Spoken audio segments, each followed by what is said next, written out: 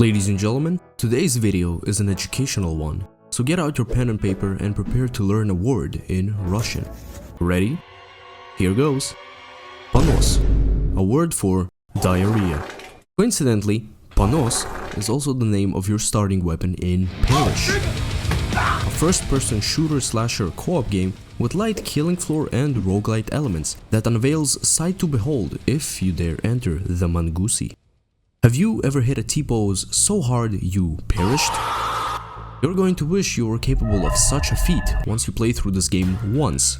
Or, if you're a bit more passionate, you're going to wish you were on that planet at the moment of its demise, because perish is what the Grim Reaper says as he holds the grains of sand that represent your time while you play this game.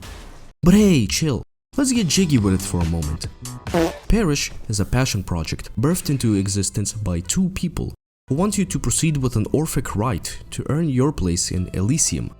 You start the game with nothing but your trusty Panos and plunge into Purgatory, where you will be killing a manner of enemies, going through diverse locations and completing various objectives to become stronger, richer, and a step closer to salvation.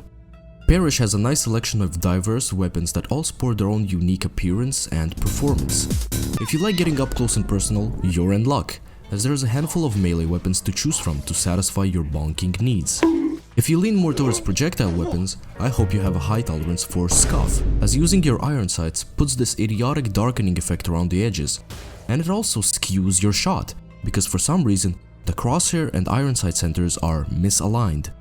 To unlock these bad boys, you'll have to complete a set of rites or find a specific chest in various locations, at which point, you still won't have the weapon, because getting it right then and there in typical roguelite fashion would be too fun. Instead, you must return to the hub via the Mangusi or by perishing, where you will now have the option to exchange wealth for new unlocks.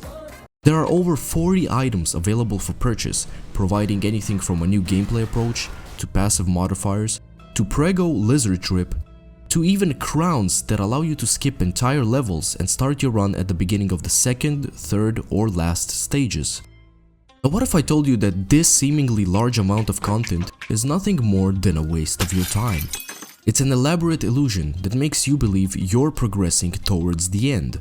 Technically, you are progressing towards the end of your naive and joyful demeanor, as using any item acquired by the expenditure of wealth will deem you a sinner, forcing you into the bad ending, where you are condemned to eternal suffering in Tartaros. A fate not so different from the one you'll receive if you don't subscribe to Serjuh. Simply put, if you use any content provided by the game, you will be sent to Summertime, Ohio, where you will have to game end yourself, resulting in what is essentially a failed journey to Elysium. This is the point in the game where consciousness is forced upon you. Hindsight starts to take over.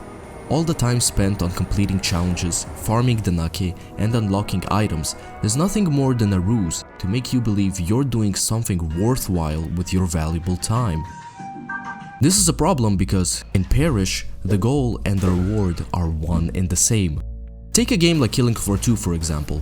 The goal is to get to the end and defeat the boss, but the reward lies in the gameplay. Whether you achieve the goal or not, you will have fun because the gameplay is the main source of dopamine. Perish falls completely flat on its face in this regard. The gameplay is janky at best and irritating at worst due to the weird enemy telegraphing that results in unfair hits. What the hell? Something that is hard to brush off when you have a limited amount of health. But the pinnacle is the amount of cardio you'll be doing. Perish has way too many instances where you just walk.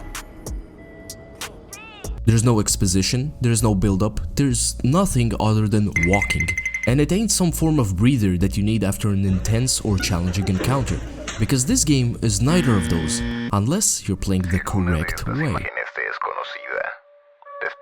In this game, you'll be going through the same locations in the same order, with the only difference being the objective you have to complete.